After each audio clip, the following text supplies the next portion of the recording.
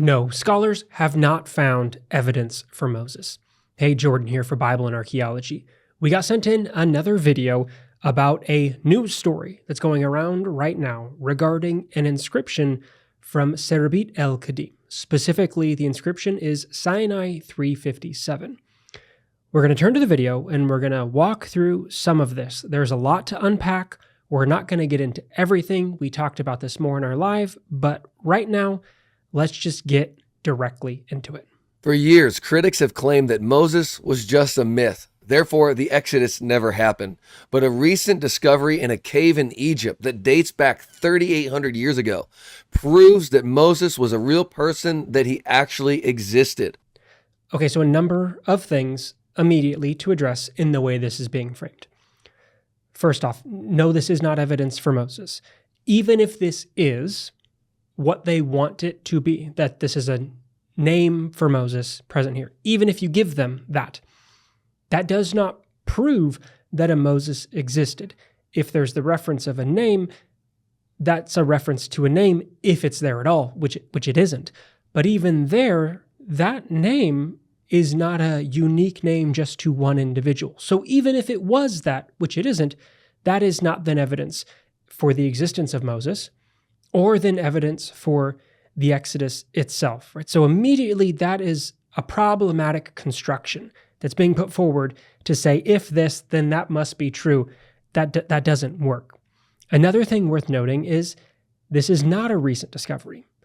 These inscriptions have been known since the early 1900s. The first set of them were found in an expedition in 1904 and 1905 by Sir Flinders Petrie. Since then, more have been found. Right now, there's around 30, although that number will vary depending on what scholar you're looking at, because not everyone agrees what an inscription is within this. What are these proto-alphabetic symbols and what are just markings within the cave? So this isn't new itself. The inscription is not new. So a difficulty there from the very beginning in how this is being framed. And this may not be this creator's fault.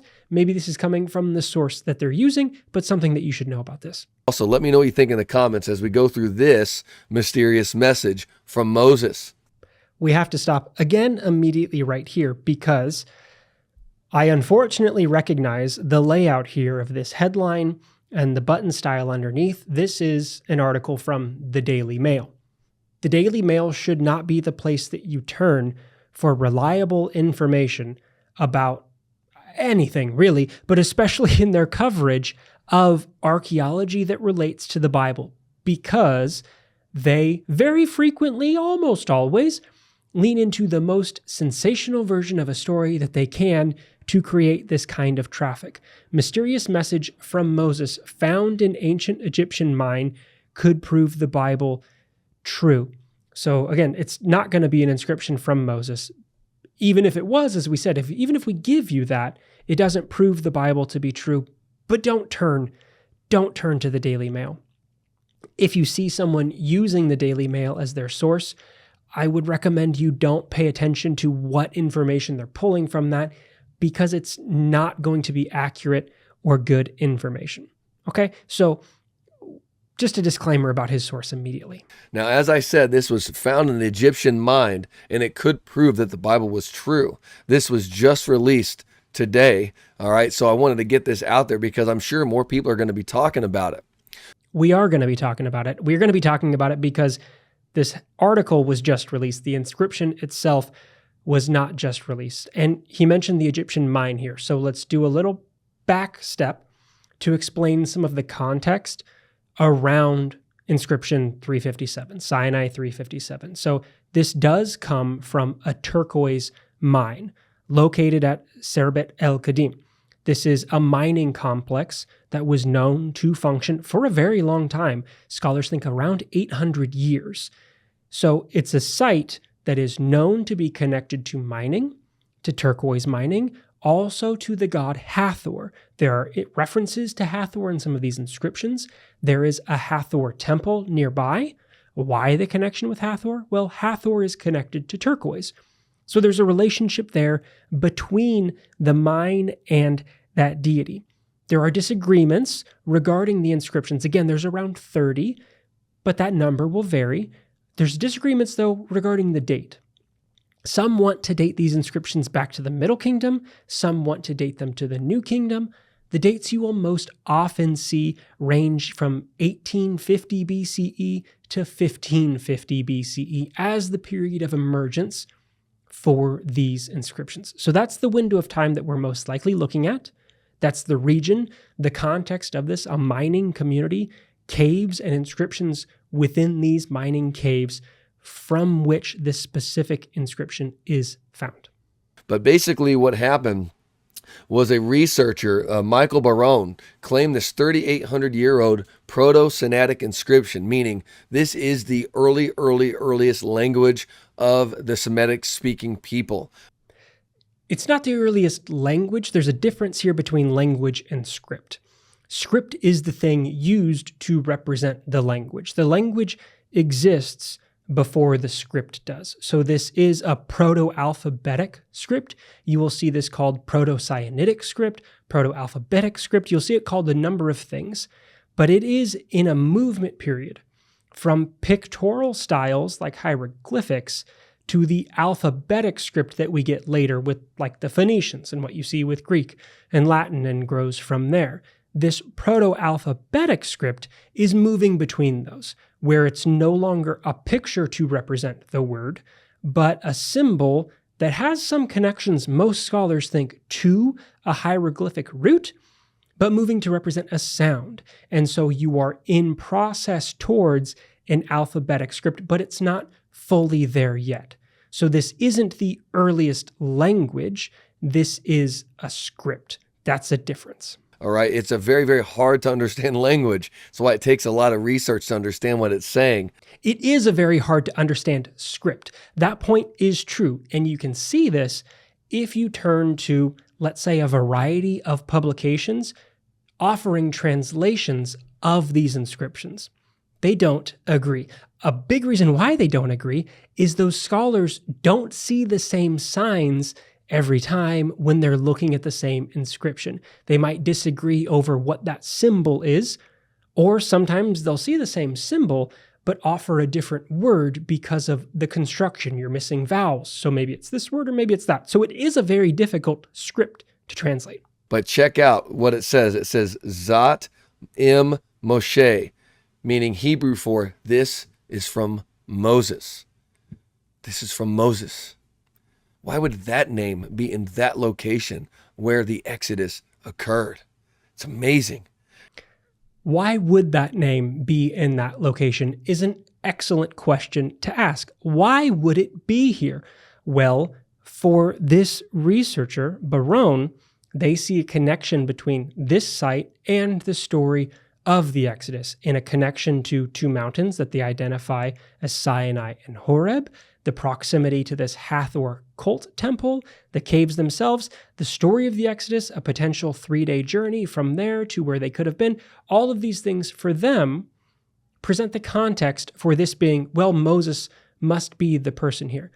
But you should be asking the question, why would this be a reference to Moses in a mining cave? That's a great question to ask because it is not an obvious answer, and it's not the answer that most scholars looking at this provide either, which is why this has not been proposed before, because no one else sees this. It's etched in a rock face near the so-called Sinai 357, with a collection of over 24 other Proto-Sinaitic texts first discovered in the early 1900s. These writings, among the earliest known alphabet scripts, were likely created by Semitic-speaking workers in the late 12th dynasty around 1800 BC. Okay, this means Hebrew and Aramaic speaking people, Israelites. Okay, so a couple of things within the way the Daily Mail is talking about this and what I think you can see it's leading this creator to think here. First, right, that Sinai 357 is the name of the inscription. Why it says etched into a rock face near is because that inscription is something that a majority of scholars, a wide number of scholars, we should say, see as an inscription, right? Okay, then next to it, that's where Barone argues this exists. So it's not considered as historically a part of Sinai 357, but it's something they are wanting to say is attached. And then mine L is the specific mine because there's a variety of mines here where these inscriptions are all found. So that's the context of those. Next, right, that dating of the 12th dynasty, 1800 BCE, that is the place that, 1850s to 1550s, what we said, 1800s is when most people will put this, but not all agree. However, that does create a chronological problem if you are looking at either a low or a high Exodus date, if you want the Exodus to have been a thing that happened. If you take that high Exodus chronology that comes from the inner biblical chronology of Kings, that's in the 15th century, and so not 1800. So that's a bit of a problem. Also, the connection to Semitic-speaking peoples. A large number of scholars do see connections to Northwest Semitic languages, traits within these inscriptions. However, when he says, okay, so that is Hebrew and Aramaic, perfect, that's going to be the Israelites, there are more languages within the family of Semitic languages than just Hebrew and Aramaic. Other languages fall into this, like Akkadian, like Ugaritic. Yes, Hebrew is one of these, but the Semitic language family is much larger than that. So to say there's a Semitic language connection in this, and so that must mean it is this group, is an oversimplification of the way that language family works, because there's a large number of ancient peoples and ancient languages that participated in that common language family tradition. So it's not a one-to-one there. It's perfect. Now, according to the Bible, Moses led the Israelites out of slavery in Egypt and is famously known for receiving the Ten Commandments, but no evidence of his existence has ever been found. When it says none, I don't believe it means literally none, because, the Bible speaks of him. We can't just throw that out. And obviously all the Jewish oral traditions, you can't throw that out either. I can't stand how they're like, no evidence. Because it's in the Bible, it's not evidence. No, that is actually very good evidence, and the Bible's been proven true over and over again. So when they say no evidence, they do mean no evidence. There is no archaeological evidence for Moses. This claim would be putting forward an attempt to create some archaeological evidence there, but it doesn't stand up. So when they say none, an odd instance here where the Daily Mail is right, there is no evidence for Moses. And the Bible here is not evidence for Moses. Oral tradition is not evidence for Moses. They are evidence that a community believes this individual to have participated in their tradition. However, within those traditions and the interpretations of them, not everyone within those communities think that it is literal and historical. There are those that see this as allegory. There are those that see this as history. There's a wide range of interpretations. So the Bible itself is not evidence that Moses existed. Oral tradition alone is not evidence that Moses existed. Because I would argue, if you asked this individual, well, does oral tradition and do textual traditions of, let's say, Zeus, mean that Zeus existed? Because look, we have a history of oral traditions. We have a history of Greek mythology written down in texts. Are those then evidence that Zeus really existed? That the heroes of the Iliad and the Odyssey really existed? I don't think they would give the same support to that claim. So here I would say you have to be consistent. If you are going to say the Bible and oral tradition are evidence, are you going to give that to everyone and to every tradition? Because if you're not, you can't use that to support yourself and your claims here. Now watch this. This is also pretty cool, I thought. Watch this. So it says other nearby inscriptions referencing El, the God of Israel, was also found. And more than that, they also found inscriptions of the Egyptian god Hathor. So now you have the Jewish or Israelite god El with the Egyptian god Hathor. But check this out. So El is a name that gets used within the Bible to refer to God. But El is also a generic term for God. El is also a name that gets associated with gods in a wide variety of ancient texts and traditions and by a variety of peoples. So it is not exclusively the name of the God of the Hebrew Bible. It is a name that gets used in that context, yes, but that's not the only place that gets used. So again, not a one-to-one there. I'm going to show you a picture. See these scribbling marks? That is a defaced Hathor, right? There was another inscription of another a local god there that was also defaced, but El was not defaced, showing that there was some kind of a religious struggle in that time. Quite possibly, I don't know, maybe the God of Israel was taking his people out of Egypt, and they were done with these false gods of Egypt. There are a number of inscriptions that seem to have some defacing to them. At what period of time? Hard to tell. But some of these Hathor inscriptions, again, there's a Hathor temple very nearby to these mines, seem to have been defaced at some point in time. That does indicate a change, some religious conflict, a change in practice. But does that mean that it's because the Exodus is happening? That's the only context where this can exist, where there's conflict between deities or communities and ascribing religious belief or worship to one god or to another? It's not the only context for that to exist. It's a proposed context if you want to read this within the biblical narrative, but that is one narrow reading of this that removes it from the broader context of movements within Egyptian ideas of deities, primary deities, how those change over time. So that doesn't mean that this must then be connected to Moses and to stories of the golden calf and to moving away from calf worship, which is where some of this goes in other articles. That's the argument that Barone wants to put forward, but that depends on you accepting many of the premises first to then explain that as a reason for this. So Moses is real. And so I want to say that this is not just a story. It lines up with biblical timeline, linguistics, geology. This doesn't mean that Moses is real. Again, he doesn't really get into the inscription itself, which is, I think for his point, maybe not important because he just wants that first part within the inscription of Barone. They showed here, you saw it a little bit earlier, the picture where they want to identify the Zot Memoshe on the side. However, that is something that most do not associate with Sinai 357. Why? Well, because it's to the side. It's not agreed upon as something that's a part of that inscription. And in the photos that Barone provides, there are lines drawn over to show you, well, this is where he is identifying letters.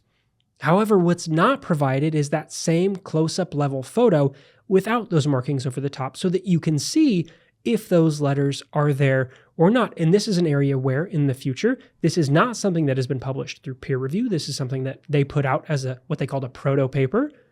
In the future is going to be something that has to be addressed because from the photos that you can see of this, I would say it's hard to argue that these are clear signs for this. They don't align with not just the historic readings of this, but the easiest readings of the photos themselves. When those lines are removed, it's hard to see these as something that exists there at all. So is this evidence for Moses? Does this prove the Bible to be true? Does this confirm the archaeology and the history of the Bible? No, it doesn't. It doesn't do any of those things. And as this continues to go out, there will be, you should expect to see scholarly pushback on this because this isn't what this says. This is a misreading of this text, which is made for very specific purposes to advance a specific reading of this and an very defined context for the emergence of this. So, no, this is not evidence of Moses.